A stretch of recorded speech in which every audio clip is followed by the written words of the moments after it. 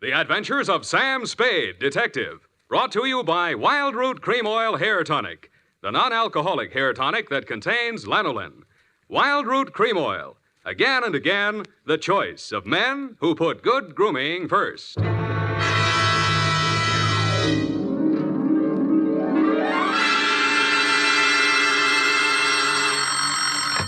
Sam Spade Detective Agency. It's me, sweetheart. Risen from not one, but two deathbeds. Oh, Sam, I bet not. You wouldn't take that lying down. Oh, Effie, you made a joke. Well, you did first, Sam. I did not. Oh, you mean you actually Now, were? don't pin me down. Anyway, I was present at two dying declarations. Would you believe, Effie, that a man could say something that wasn't true at a time like that? Oh, no. You mean a man would be lying on his deathbed? Oh, Effie, you made a joke. Oh, Sam, now stop it. I don't know It's what you all mean. right, Effie. I forgive you. You can atone by telling me how wonderful you think I am. I think you're... That you may do when I arrive in a trice to dictate my report on the deathbed caper.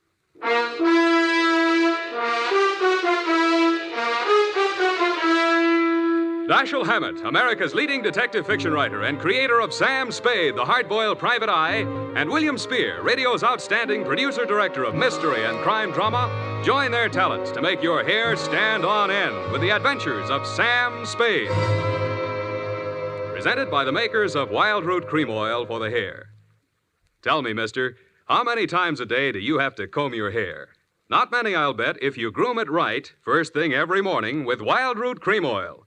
For this famous hair tonic grooms your hair neatly and naturally and helps it to stay that way throughout the day. Wild Root Cream Oil also relieves dryness and removes loose dandruff. With Wild Root Cream Oil, you don't have to keep combing your hair every 2 minutes. That is, unless your gal can't resist running her hands through it. Get Wild Root Cream Oil Hair Tonic. Again and again, the choice of men who put good grooming first. And now, with Howard Duff starring as Spade, Wild Root brings to the air the greatest private detective of them all in the Adventures of Sam Spade.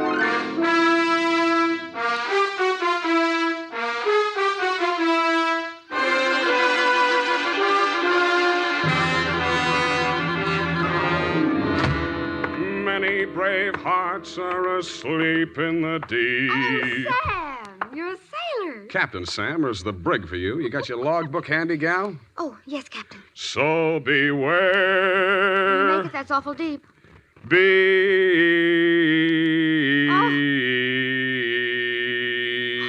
Date, June 20th, 1948. Where? Oh, Sam. I have no shame. To Marin County Sheriff's Office, San Rafael, California. Attention, Deputy Woodington from Samuel Spade, license number 1379596. Subject, the deathbed caper. Dear Bill, the dawn came up like thunder out of Chinatown across the bay. In San Francisco, all we could see was fog. But on your side, it must have lifted briefly because somebody named Dan Starbuck managed to find his way to a phone booth, call me, and ask me to meet him at the 3rd Street Pier in Sausalito.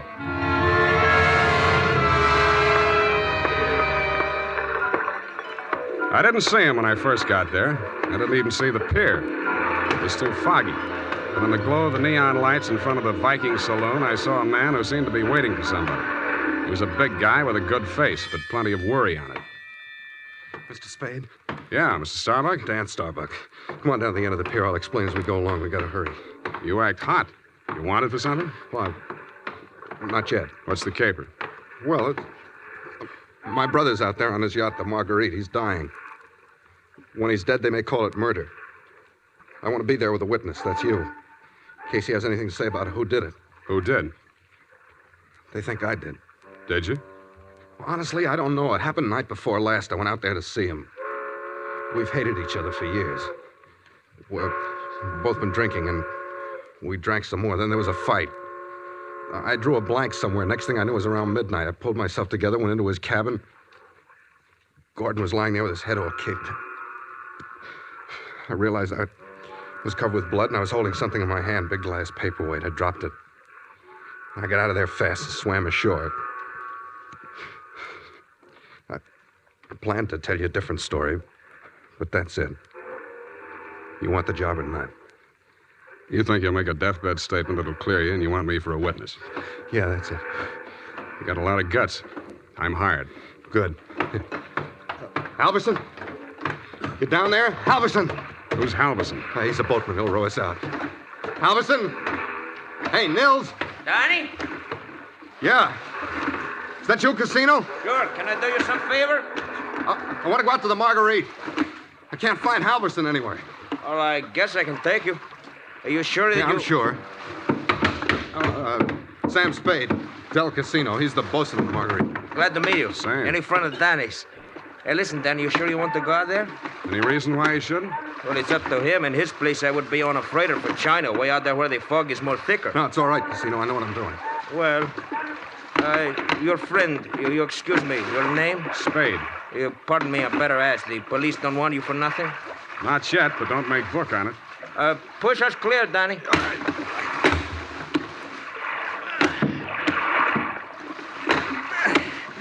This fog is closing in, but I can still see the lights from the Marguerite. I wish we don't find her.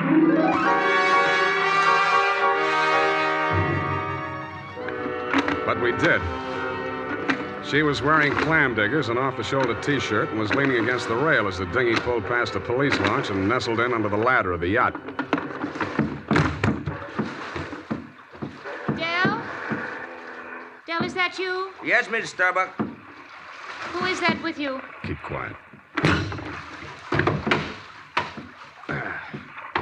Del, what are they saying ashore about... Oh, I thought you... You're Mrs. Starbuck? Yes? I'm Sam Spade. I'm from San Francisco. I'm a detective. Your brother-in-law's on the boat. You captured him? He wants to come aboard. He wants to... Why? He's hoping your husband will say something to clear him before he dies. Is there any reason why he shouldn't come aboard? Oh, there's every reason in the world why he shouldn't. The police are in there with my husband right now. Yeah? The doctor says there's a possibility that he may regain consciousness long enough to make a dying declaration. Mm-hmm. If he's face to face with Dan, there's no telling what he'll say. I wish Dan wouldn't... My husband is dying. Dan? Yeah. What'd she say? I don't know, but I think you better come aboard.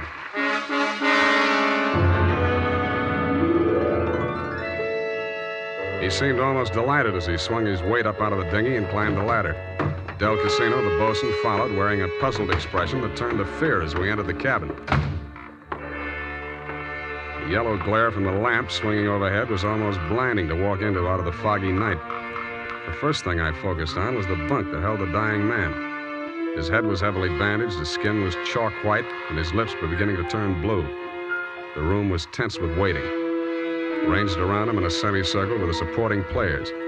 2 doctors, 1 family type with a nurse, 1 police medic without, 1 sheriff with cigar, 1 police stenographer, female with pencil and notebook poised, 9/10 of a widow, and us. At 18 minutes past 7, somebody moved. It was the dying man. The 2 doctors rushed forward, took his pulse and blood pressure. The scarf. Adrenaline 3cc, Carmine 1, saline solution. All right, Sheriff, he's conscious now, but you'd better hurry. Margaret. Mr. Starbuck, you can hear me all right? Take that down. Can you hear me? Affirmative answer. Now, Mr. Starbuck, we have to ask these questions. 1, what is your name? Please try to answer. What is your name? Gordon M. Starr. You got that? What is your name? Gordon M. Starr. That's close enough. Fill it in later. Now, Mr. Starbuck, where do you live? Where do you live? I'm dead. You got that? 1277 Marymount, Pasadena. Hey, Now, Mr. Starbuck, let's try a little harder, This is a long one. Have you been injured, and what was the cause of your injury? Yes. Hurts my You got that? Affirmative. Now, the second part. What was the cause of your injury? head. Hit on the head. Do you believe that you're about to die as a result of your injuries, and have you no hope of recovery? I know.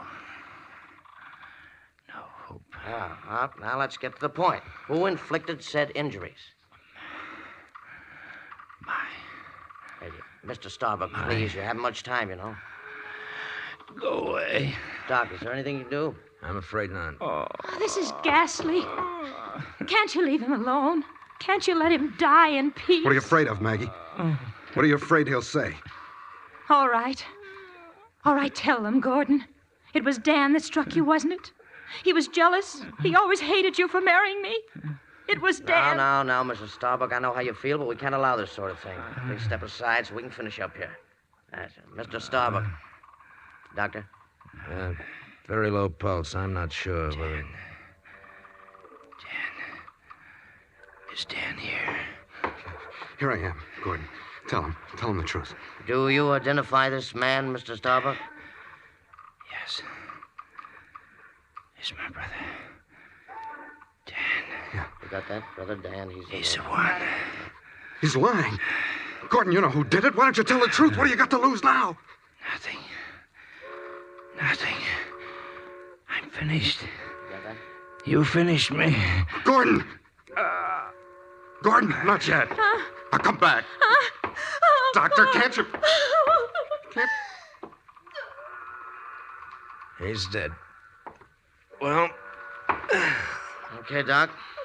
Dennis Starbuck, it is my duty as sheriff of this county to take you into custody on suspicion of murder.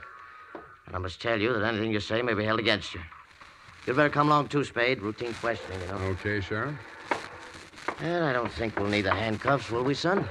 No, I'll go with you.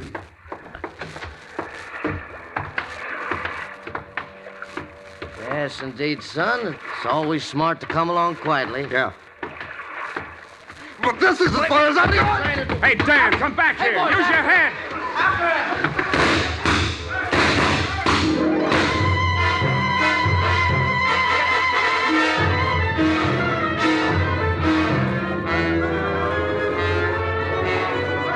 He only had one friend. He was the best friend in the world for a man on the land, the fog. The searchlights on the police launch spun frantically as the craft heeled around in a half circle to head him off. Instead of cutting the fog, the beams from the powerful lights bounced back from it and blinded the men behind them. After 10 minutes of that, they gave up. The sheriff had a theory. Don't worry. Between the fog and the currents, I doubt if we'll make it.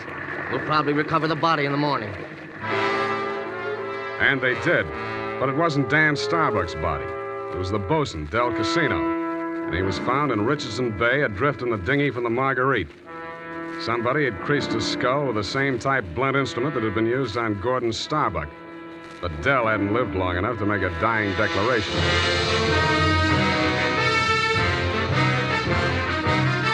The makers of Wild Root Cream Oil are presenting the weekly Sunday adventure of Dashiell Hammett's famous private detective, Sam Spade.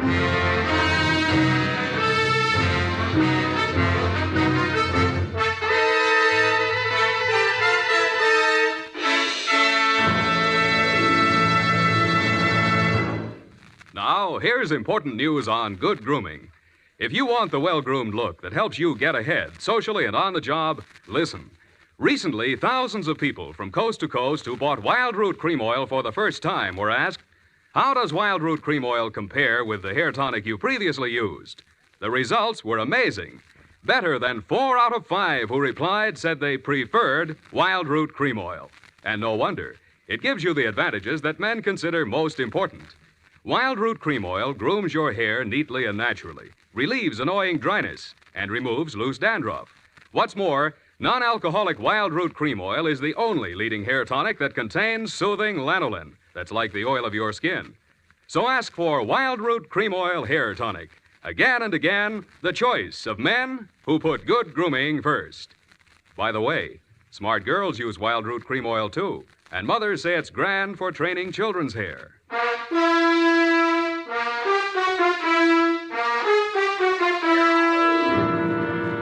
And now, back to Caper with 2 Deathbeds. Tonight's adventure with Sam Spade.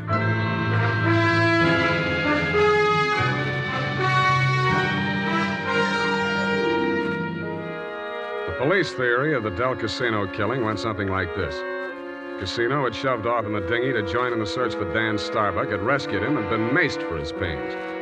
Also found in the dinghy, but not as yet worked into the police theory, were 2 items. 1, a waterproof wallet containing the seaman's papers of one Nils Halverson. 2, a tattoo mark on the right bicep of the deceased. A small heart with a name in it, Maggie. The brand new widow of the same name was waiting in my office when I got there the following afternoon. Hello. Hello to you, Mrs. Starbuck. What can I do for you? Mr. Spade, I know very little about the ethics of your profession, and... Well, are you still working for Danny? If you mean, do I know where he is, the answer's no. Oh. I hoped you'd say that. Why? Because I want you to work for me. Need a new bosun? You needn't have put it quite so crudely. No, I needn't. Since your work is confidential, I'll admit I've done a few things that... Well, it's all too true. My first mistake was marrying Gordon Starbuck when I didn't love him. And I should never have let myself fall in love with Dan. I certainly should have known better than to let Dell fall in love with me. What about Nils Halverson? And me? Well, hardly. No. Nils Halverson was employed by my husband for various odd jobs whenever we put in at Sausalito. Mostly he'd row the guests out to the ship. He rowed Danny out the night my husband was killed. At least I think he did. I didn't actually see him. Where's Halverson now? I don't know. He goes off on drunks for days at a time, but I have a feeling that someone has paid him to disappear. He might have overheard something. Hold on a minute. You're going too fast. Are you, working up to a confession? Oh, no. It's just that I'm afraid a great injustice may have been done to Danny. After all, Mr. Spade, a man who's dying, I don't see how he could be altogether in his right mind. Do you? The law says he is if he knows his name and address. A deathbed accusation is the strongest evidence a lawyer can shove at a jury. You can't cross-examine a dead man, and most people have the quaint idea that a man on his deathbed is a lot more truthful than he was when he was hale and hearty. Then you think Gordon may have been lying? Could be, or wool gathering, or picking up some of the lines you were feeding him. Oh, I was just afraid he might die before he... You see, I thought I might shock him into saying yes or no. He could have said no, couldn't he? Well, make up your mind. Oh, all I know is it's on my conscience now. If we could find old Halverson and force him to tell what he knows. He's a very strange man. He's devoted to me. If the police find him before I do, he might refuse to talk out of a mistaken loyalty. To you? Well, I meant if he thought I had anything to do with the... Well, he's very strange. I told you that. What makes you so sure he's alive? Why wouldn't he be? If I'd been the killer and he'd rode me to and from the scene of my crime, I'd see him secured in Davy Jones' locker. Fish feed, lobster bait, asleep in the deep. Will you work for me? I'll let you know.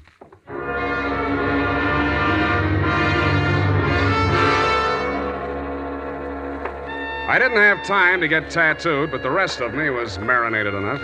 On my head, I was wearing a dirtied-up yachting cap. And the rest of me, I was wearing a pea jacket, dungarees, and sea boots. I was also wearing clamshell number 5 as I rolled up to the Viking saloon. Well, what'll it be, mate? Akkeviet and water. Have you seen my cousin? Your cousin? Who's your cousin, Prince Valiant? No, my cousin Niels Halverson. Niels Halverson. Oh, no. You're Neil's cousin, are you? Yeah. Well, coming from the old country? Yeah, Minnesota. By Yemeni. Well, no, he'll be right glad to see you there. Where is he? I don't want to say this too loud. Yeah. Bend over there. Yeah?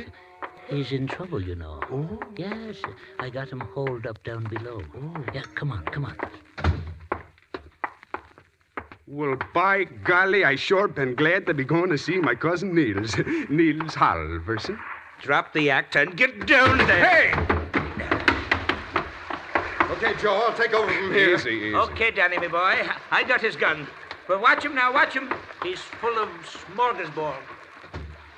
Well, Spade, you're the one person I didn't expect to see, but I'm very glad to. Yeah, I wish I hadn't found you. I wanted to find somebody else first. Halverson? Yeah, He's here. Want to see him? that's what I came for. In under here.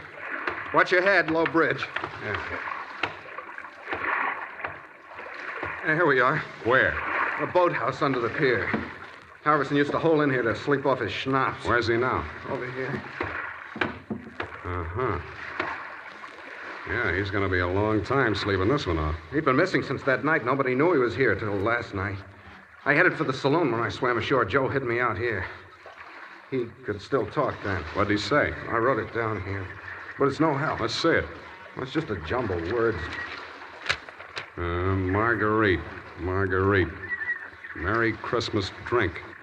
My beautiful Helga. Row, row your boat. Now throw me back, row me back. $20 good and drunk. Fog rolling in. Good and drunk. Gonna be 5 days, no business. Oh, my head. Paint the boat. All crazy stuff. $20. Did you give him $20 to row you I out? didn't even see him.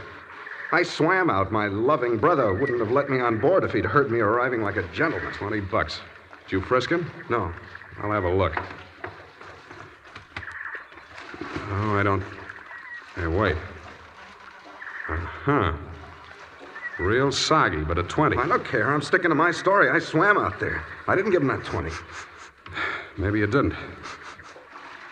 Maybe you didn't. You gotta believe me. I didn't even have $20. That's why I got... Shut up. What's the matter with you? What are you gonna do? Come over here, Dan. What? I don't believe a word of your story, and even if I did, it wouldn't make any difference. What are you... Shut up. You're gonna stop talking and listen for a while. I stuffed a gag into his mouth and muscled him over to a piling and handcuffed him to it. He didn't even look surprised. He just stood there staring at me as if he'd lost his last friend in the world. But I wasn't looking at him as much as I was listening to those footsteps in the boards overhead. I waited for them to come back. They did. I walked across the soggy planks to where Nils Halverson lay in the shadows. Nils, I want you to answer these questions again. Now, this time, I'm going to take them down. You get lots of $20 and lots of drink. Now then, I know you don't feel so good. You don't have to talk if you don't feel like it. Just nod your head for yes and shake it for no. Okay, Nils? That counts in a court of law as long as there's a witness. Okay. Now, your name is Nils Halverson. Your address is 213 Bayview, Sausalito. That's correct, is it? Nod your head. Good. Good. That proves you're in your right mind. You know you were injured. Yeah. You know the cause of your injury. Hit on the head and thrown over the side of your boat. What? Huh? Not from... Oh, dinghy. Well, it's the same thing. All right. Now, you know you're dying. You have no hope of recovery. That's obvious, but nod your head. That's the boy. Now, Nils, on the night of the 18th, around 10 o'clock, after your usual working hours, you rowed somebody out to the yacht Marguerite, in return for which this person gave you a $20 bill. This person is also the person who killed, who inflicted your fatal injuries. It is. Now, the name of that person, if you can possibly speak even in a whisper, so there can be no mistake. Can you hear me? Just say it close to my ear. Yeah? Yes. Yes, I got it. That's all. Now, I know you don't write, Nils, but make your mark here. Come on, I'll guide your hand. There. Now we're going to take... Nils. Nils. Well, anyway. All right, Maggie. Come on in and join the party. Don't try anything. The light's on you. I'm a better shot than you, and if there's a ruckus, the whole saloon will be down on us. They're all friends of Danny's, too. Stop there. Toss the gun. Okay. What's the matter, Angel? You look kind of scared. No. Just disappointed, that's all. Don't give up so easy, sweetheart. I always wanted to take a trip around the world. We might go on the Marguerite. Together. Yeah, sailing into the sunset. Sleeping with our deathbed statements under each other's pillows. I see what you mean. I guess it wouldn't work. How much for yours, and what do we do about him? Dan? I'll take care of that. Throw it in with a deal. Okay. But I want it in writing. A little statement to the effect that I can keep under my pillow. Fair enough. Now, all I want from you is a little statement from you to this effect. That you, Marguerite Starbuck, employed Nils Halverson to row you out to the yacht on the night of the 18th, that you there overheard a quarrel between your husband and brother-in-law, and that taking advantage of said brother-in-law's inebriated condition, you sneaked up behind your husband, hit him with a paperweight, and decamped, leaving the murder weapon in Dan's hand. You then started back to shore in the dinghy, and realizing that the only witness who could testify you were aboard that night... All right. All right, I'll sign it. Okay. We'll have plenty of time to put in all the legal decorations later. I'm afraid we won't, baby. You're going to be spending all your available time at the Tehachapi and points west. What are you talking You about? just made a full confession in front of a witness. You heard it, didn't you, Dan? Every word. Oh, if I... Honest. An honest man. Well, I did tell a fib. Now, this is really going to hurt, I'm afraid, Maggie. You see, we didn't actually have any deathbed statement to match yours. No? No. Nils Halverson was a good deal too dead to have made a deathbed statement just now. He's been stiff for 12 hours.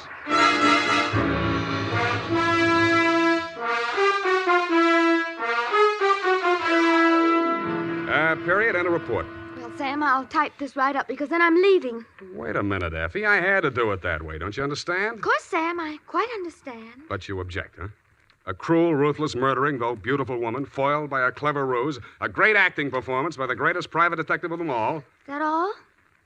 You're still leaving. Yes, Sam, my bags are packed. Well, pardon me for having feet.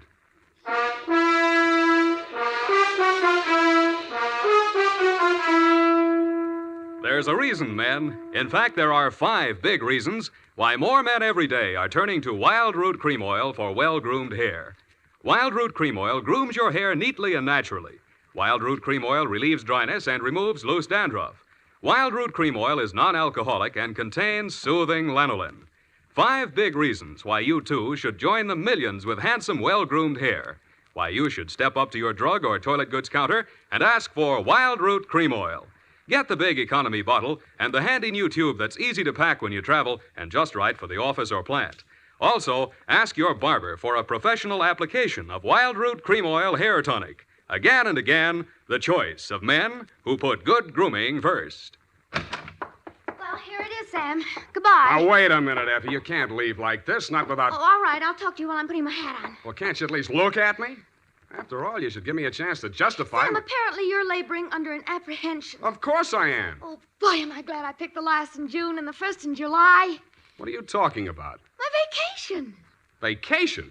You just had a vacation a few months back. 12, Sam. That's a year. Well, if you want to take advantage of a legal technicality... No, Sam, don't say goodbye, man. Well, it's customary, I suppose. It's lucky that some of us keep our nose to the grindstone, our ear to the ground, an eye to the future. Huh? Television's just around the corner, you know. Oh, Sam. Come here, sweetheart. You look lovely in it. Come here. Have a wonderful time. Oh, Sam. Oh, Sam. Come here. Now, go on. You missed your train. Where are you going? The Los Sierras. Well, just so you don't go to Kanab, Utah. All right, Sam. You know best. Good night. Good night, Sierra Sue. Now, who can we get for that part next week?